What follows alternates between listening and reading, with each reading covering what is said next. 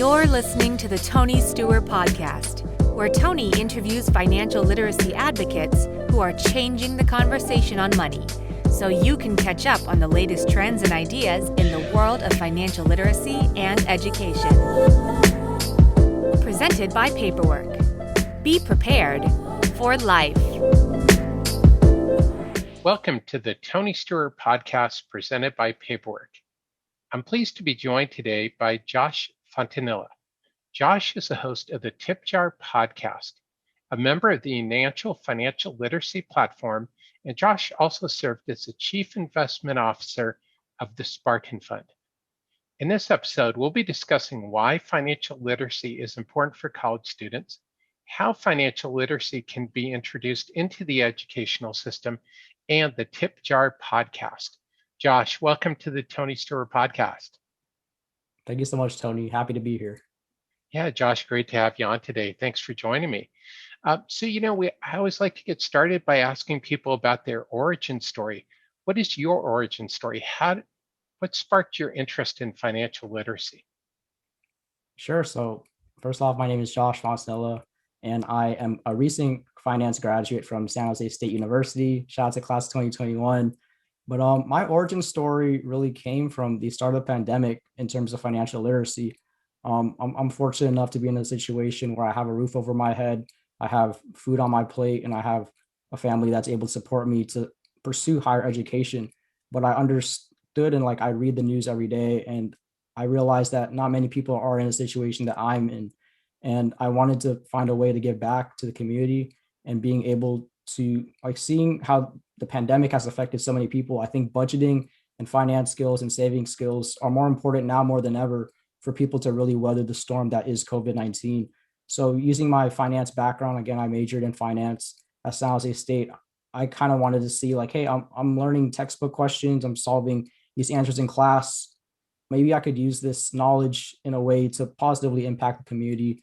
So I'm fortunate enough to be able to team up with fellow SJSU students and leaders at San Jose State to be able to bring together YouNancial. So YouNancial is basically a financial literacy platform for students by SJSU students. And we offer free courses for people to be able to learn about budgeting, saving, and investing, banking, economy, what have you, in order to just help build that confidence and foundation for people. Because if you're studying psychology or philosophy or English, finance, it looks like another language, to be honest. I'm studying it, and I'm gonna let you know, one of my teachers, she kind of described it very perfectly, is this textbook on finance. If you read this textbook from beginning to end, you're still not going to understand finance. It's a continuous learning process. So to me, I'm still learning, but I still want to be able to find a way to use my experience and knowledge to give back to the community at this time. So that's really my origin story. Well, that's great. And I was also a finance major in college, and so I can identify that with that. And so, what made you decide that, you have your technical side of finances? What urged you to start saying, hey, I need to break this down for people and make it understandable? What made that connection for you?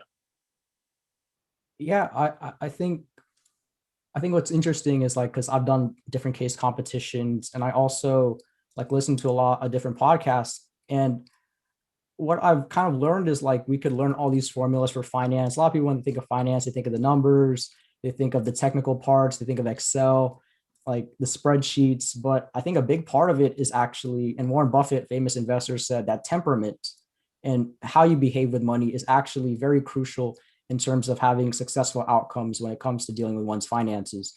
And the behavior side and psychology of things is not very prevalent in terms of learning finance in school. It's very technical, learning the formulas. And I think breaking down the concepts in ways that people can understand through storytelling can allow the principles underlying it to be easily understood by people. So if I told someone to budget or save, it's it sounds very straightforward, but I think what sticks with people is the stories behind it. So why should you be trustworthy in finance? It's be a trustworthy person. But if I told you the story of Bernie Madoff, it would stick with you. It's oh wow, you should really you should really see how people are dealing with money and how are they reacting with it, because I think the story sticks in the end with people And it's not so much what you say, it's how you make people feel. So I try to use different stories like in my lessons for the UNancial. I actually was able to be fortunate enough to teach some of the lessons at UNancial. I use different stories such as the Bernie Madoff example, the Warren Buffett $1 million bet with the hedge funds example, to illustrate these like interesting stories that allow people to think and go like, huh, maybe finance is cool. Maybe it could be really fun. So that's something I try to leverage in terms of being able to spread that knowledge, is make it fun for people. Like finance, I think, is really cool and fun. But a lot of people, they think of just finance like, oh, it's kind of boring. It's the spreadsheets, Excel, but there's lots of finance. And I really want to be able to show that joy through teaching it. And it also helps me learn as a fellow finance person as well. That's great. And well, you hit on a number of great things, but of course, one of them is always a great way to learn something is to help other people learn it. Is as you teach it, as you start to absorb it at a deeper level. But I think, what you talked about, especially with the psychological side of finance, doesn't get talked about enough, is about money stories and how people learn. Is that if you can tell a story about something, as people really do grasp it. And Bernie Madoff, you could talk about Ponzi schemes and somebody's probably not going to absorb it, but when you hit them up with the Bernie Madoff story, they get that and they understand the real life impact. So you talked a little bit about YouNancial. What did you do at YouNancial? What was your role with YouNancial? Sure. So my role at YouNancial, I'm a content creator and researcher. So in terms of content creation, I lead YouNancial's Tip Jar podcast. So like similar to what you're doing, Tony, I invite industry professionals and student leaders to just talk about and share their stories and experiences in regards to finance. I think being able to hear other people's stories, and as I've learned as a host, that finance really, it's not a one size fits all thing. I think everyone has different financial stories within their own lives. And I think people can gain a lot of insight and experience through there.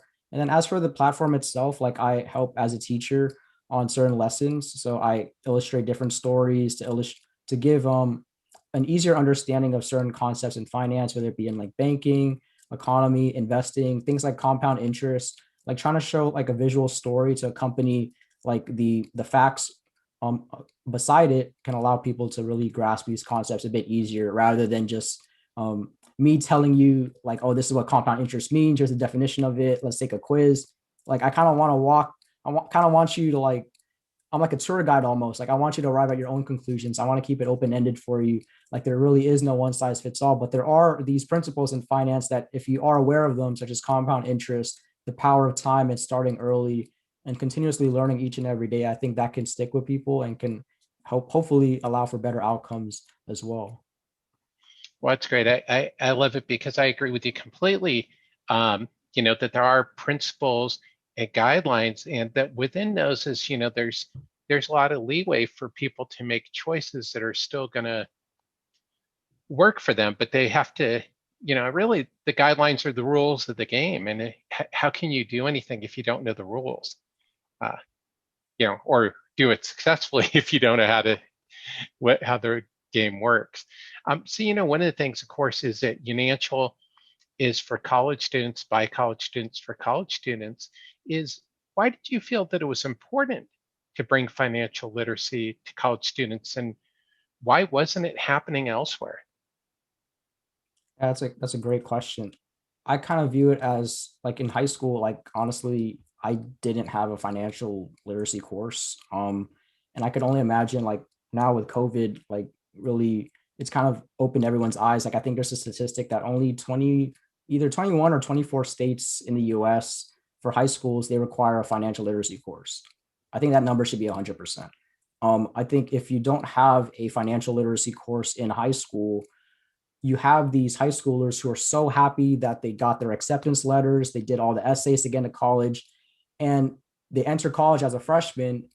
And it's almost like they're taking a test that they didn't prepare for. Like, what are loans? What's FAFSA? It's kind of like a slap in the face, like, hey, welcome to college.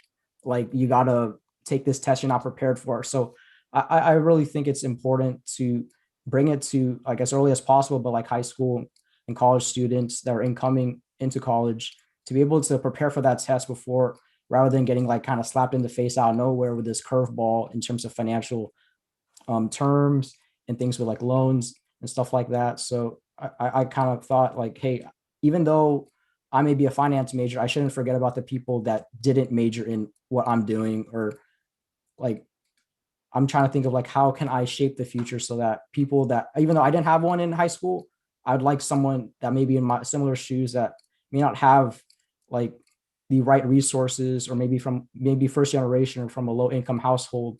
They could be the ones to change the trajectory for their families if they have access to this information. So I think it's really important, and hopefully I'm optimistic that in the future that statistic is going to be 100% for sure. Yeah, I think it would be great. It should be mandatory. I mean, no matter what you do, you're always going to have financial issues as part of your life, and across many areas of your life. And I think you also point out the other thing too that I think people forget about is that whether you or not you go to college, when you turn 18, you're starting to make financial decisions. And sometimes, at 17, you're starting to make those decisions about college loans and everything else. So that's great that you guys are putting out the resources. And of course, personal finance goes well beyond student loans, but of course, that's usually top of the mind for incoming freshmen is, student loans. And they can become a huge burden for people down the road. So it's really important to think about that going in. So, as we talk about this, and, it is financial literacy is not part of most educational systems. How do you feel that we can push that forward and make financial literacy more a part of the financial curriculum? Yeah, that's a question I try to think about a lot. I think there's kind of two. I kind of see like on a spectrum. So I think YouNancial is on one side of the spectrum, where it's interesting. Like you can create a podcast without any permission.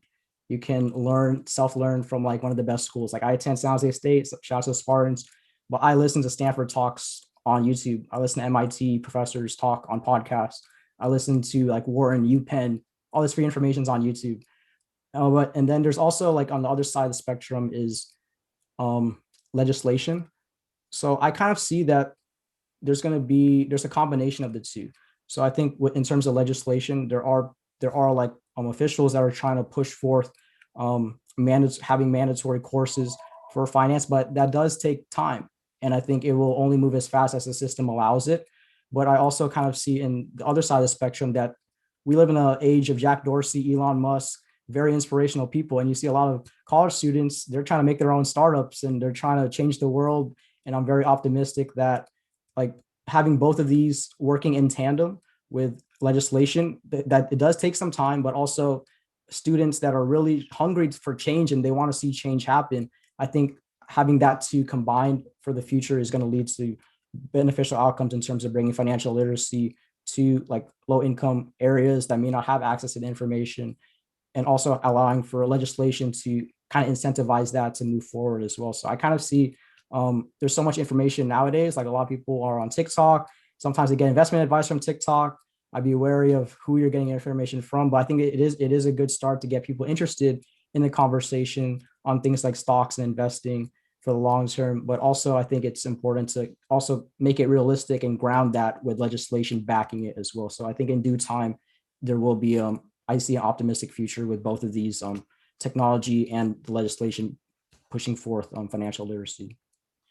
Definitely, that's what I'm trying to do, and I'm heavily involved with it. And I think it is going to take that combination of grassroots and legislation. But I think the other important thing you said that people oftentimes miss is that you also have to be careful who you get the financial education from. Just like with any other information, is you have to consider the source. And unfortunately, people oftentimes get misled, especially in the money world, by people who probably may have a vested interest in the advice or just plain out don't know what they're talking about. What advice do you give your fellow college students about, their source of information on financial stuff? Yeah, I would say that like a framework I like to use is I try to see behind the curtains. So there's a lot of people that they show the flashy things. They show their, I don't know, their Robinhood stock charts. Oh, I'm up 1000%, follow my way. But I'd post the question, if it was so easy, why wouldn't everyone be rich? But it's not, it's a bit more complex than that. So a framework that I like to use is I like to see behind the curtain. Who is this person? Where did you go to school? What did you study? Like, did you work in investment strategy, or are you just a TikTok content creator? Once you put someone kind of like in comparison, like, oh, are you really doing the Rock Johnson, or are you a Kevin Hart? Are you just a comedian trying to? So I try to kind of see, like, what did this person study? Are they like a psychologist? Do they have like published paperwork? Do they have like credentials backing them up? Are they a CFP? Are they a CFA? Like, I think a lot of people, they're kind of getting these sound bites, like quick, easy, fast, and it's kind of tempting for people to grasp onto those silver bullets when it comes to finance. But I would say, hey, zoom out, take a deep breath, and just understand that there is no one size fits all when it comes to finance. One person's strategy, they come from a different family than you, maybe have different income, different location. Copy and paste that strategy to you. I don't think that's really a formula for success. I think self-reflecting on how much are you taking in, how much money is going out in your own life, and trying to make sure like your portfolio is structured in a way that aligns with your values and your goals at the end of the day, not the investment guru like flavor of the month strategy for the week. I think in really thinking about the long term and self-reflecting by asking yourself these questions that only you can answer, not the person on TikTok, not the investment guru, not the person that's asking for $100 a month for their stock trading course. Like, really take a deep breath, step back, self-reflect, and make sure you're getting your information from trustworthy individuals. Look behind the curtain, and I think you'll be fine. But it does take time and patience to really kind of have that filter to be able to see, okay, is this information trustworthy, or is it something that might be like the next Bernie Madoff? No, that's great. I love it. I was thinking of the Wizard of Oz, of course, when you look behind the curtain. But I think you also hit on something that's crucial for people to consider is the values and goals. Is what do you want to achieve, rather than starting at the end point of like, okay, Robinhood, that's going to make me money. That's not really the question. The question is, what do you want to do? And then, okay, well, maybe Robinhood, when you get to that point, is the right choice. But it's not the starting point. Is you do have to start with your values and your goals, and go from there. And then the other thing you said too that I think is great is that it's personal. Everybody's financial plan is personal. What's right for you is not going to be right for the next person, and it's always going to be a little bit different. So that's great advice. One of the other things you're doing is the Tip Jar podcast. Can you tell us a little bit about the Tip Jar podcast? Sure. So Tip Jar podcast, well, it's funny. So I'll kind of backtrack. Before the Tip Jar podcast, I would network with industry professionals and student leaders. And I'd say, hey, I'd love to have a coffee chat with you, just 30 minutes of your time. I just want to ask questions. I'll come prepared. And when I would be interviewing these individuals, I'd be like, sometimes they'd go over 30 minutes, like well over. And I would just be like, wow, like, what if I recorded, like, I should have recorded this. Like, we talked about so many interesting things. It would be great to like share this with the world. And the other guests, like I like have these coffee chats with, they would agree. It was like, yeah, this is like such a insightful conversation. Like, definitely maybe record it for something or podcast. Like, you should do that. So for me, like, I'm fortunate enough to be in a position where at YouNancial, like, I host the Tip Jar podcast, which promotes financial literacy and also professional/personal development. And really, it's to help convey these financial stories from different people from all walks of life, to give insight to other people, whether they're maybe like in high school or college, to learn something new from each and every episode. So that's kind of where I started, and I'm still continuing to do it at this moment. Awesome. That's great. One of the other things is you talk about is also you're a Dubs fan. Shout out to Steph, of course, right? Go Warriors. Go Dubs. Is, the intersection between financial literacy and hip hop, which are not normally two things that are mentioned in the same sentence, is, yeah, what do you see as that intersection between financial literacy and hip hop? Yeah, so just to give like your listeners context, so I have a LinkedIn article called "The Intersection of Finance and Rap," and in it, I kind of show these two views in terms of how finance and rap actually, a lot of people is like, what the heck does that have to do with anything? Are actually very much intertwined. Like I'm a big hip hop and rap fan, and I noticed like I don't just listen to the people's lyrics. Like I listen very closely, like what's the story they're telling? And some lines would catch me off guard. It's like, wait, that's like a very insightful like lyric they just mentioned in their rap. So like J. Cole and Kendrick Lamar, I feel are very who've been such a long journey in the rap in their own rap careers. I would say they're like this generation's legends in terms of rap. I would kind of listen to what they're saying and also in interviews, and I pulled some quotes. You could check out my article, but basically, like with J. Cole, he kind of mentioned like, oh, if money is what you're after, it's never going to be enough. It's a hamster wheel. And I would also notice with certain people's views, like Warren Buffett's, like he would kind of echo like the same thoughts. Like for him, work isn't just about money. He likes to tap dance to work. And I know like these rappers, like they're passionate about the music, the art and craft of it. Warren Buffett's also loves the art and craft of learning and investing. So I kind of like saw two and two together. It's like, wait, like a lot of people, they would think of rap, oh, they got the chains, they got the stacks of money to the ear, like rah, rah, rah, like all up in your face. But I would kind of step back. It's like, wait, like Kendrick Lamar, J. Cole, like these guys have been like rapping for so long. What makes them have that longevity?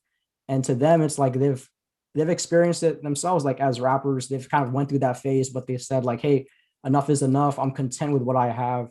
I'm content with being happy with making music, the art and craft of it, having good friends around, having a loving environment, putting other people on. They own their own record labels respectively. So they're trying to put other artists to enable their dreams to come true. So after seeing that, it's like, oh, like having all that jewelry and money to them, these are like the top rappers in the game.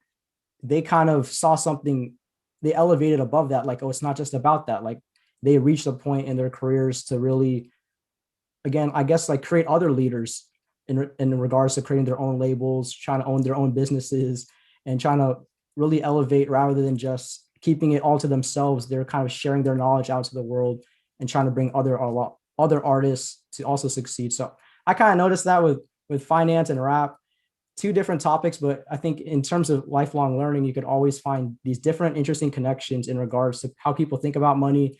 And it may not always be like what's on the surface, like all the chains and the money. Like a lot of people, like they're putting investments in themselves, but you don't really see those investments like behind the curtain. So Yeah, no, and a lot of hip hop artists are very astute business people. Uh, it's an image with some of the, that's their stage persona when they go on stage. And I think that's a great observation that there is a correlation. For you, the correlation is with hip hop, but for people to look at the correlation with the things they like and money, because money runs through whether we like it or not.